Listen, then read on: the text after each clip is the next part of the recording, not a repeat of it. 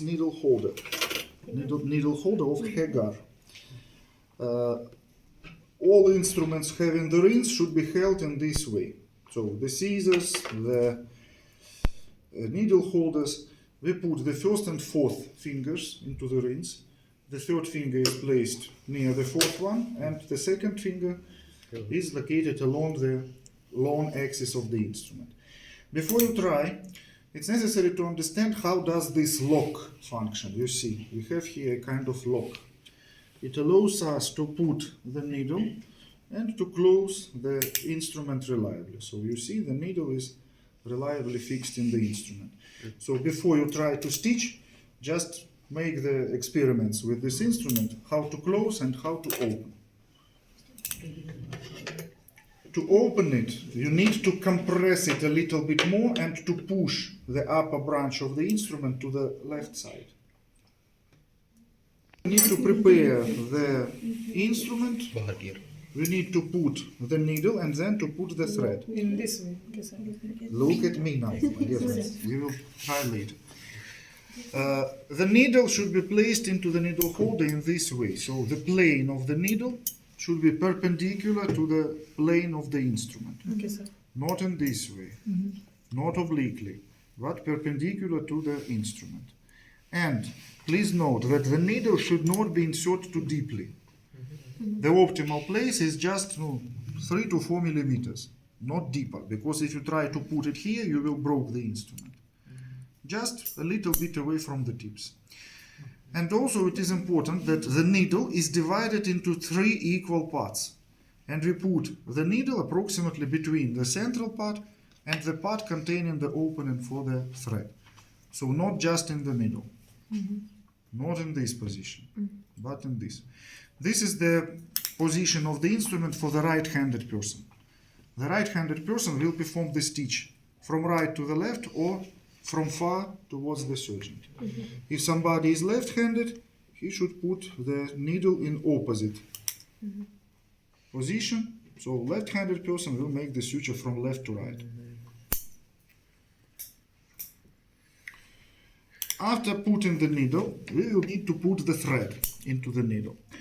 The thread for this suture should not be too long. 25 to 30 centimeters are fully enough. So please, when you try, do not take the longer thread. The thread is put into the needle into this way. First, we need to put the instrument temporarily to the left hand. Then we fix the thread by our fingers and move it around the tips of the needle holder clockwise in this direction. And then we pull it down. Just after you have put the thread into the needle, one end of the thread should be approximately twice longer than the another one. So they should not be equal. If you put the thread in this position, it is not good, it is a mistake. If one end is too short, it is also not good, because the thread can be easily lost in this position. The optimal interrelation between two ends of the thread is one is twice longer than the another one. So you need to study just at this stage, when you just put the thread into the needle, just after you have put it, the ends are not equal. Clear? Now the instrument is ready. Let's make a small incision. Oh, it will be an imitation of the skin wound. We will need to stitch. Somebody please hold this sponge, okay, to prevent its dislocation. The second instrument you will need to use is the forceps. The forceps is held by the left hand. Please memorize how to hold the forceps properly, only in this position, like a pen.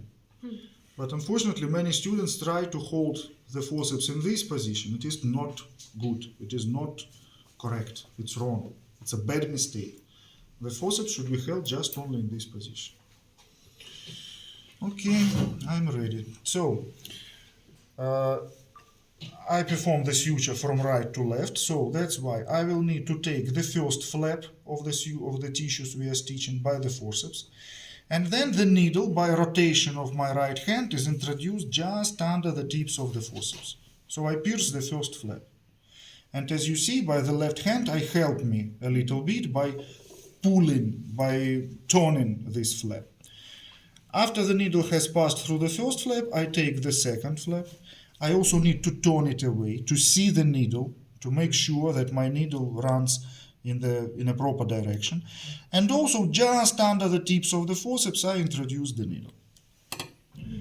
When both flaps are pierced, I will need to take the needle with the needle holder on this side.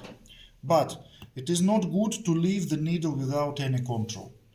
Because if you perform the suture somewhere deeply in some cavity, the needle may be lost by this. So before you open the needle holder, it is necessary to take the needle by the forceps. And only then you can open the needle holder. Now I need to perform the pronation of my right hand, and I take the needle from the opposite side. Close the instrument. By the forceps I hold these tissues to prevent their dislocation, and carefully by rotation remove the needle and take it away. The movement you should perform by your right hand is just rotation of the wrist. Okay. Not pushing, not pulling. The elbow should be fixed, it is not moved. You walk just using your wrist joint. Okay. This is the good movement you need to do. And now we need to make the knot. Yes. No, 3 knots, it does not matter, simple or surgical. The last important moment is that your knot should not be located just in the middle. If you tie the knot just over the wound, it is not good. It should be dislocated, the knot should be located most laterally. It does not matter on what side, right or left, but it should be located laterally. So the first loop was performed, the second, and the third.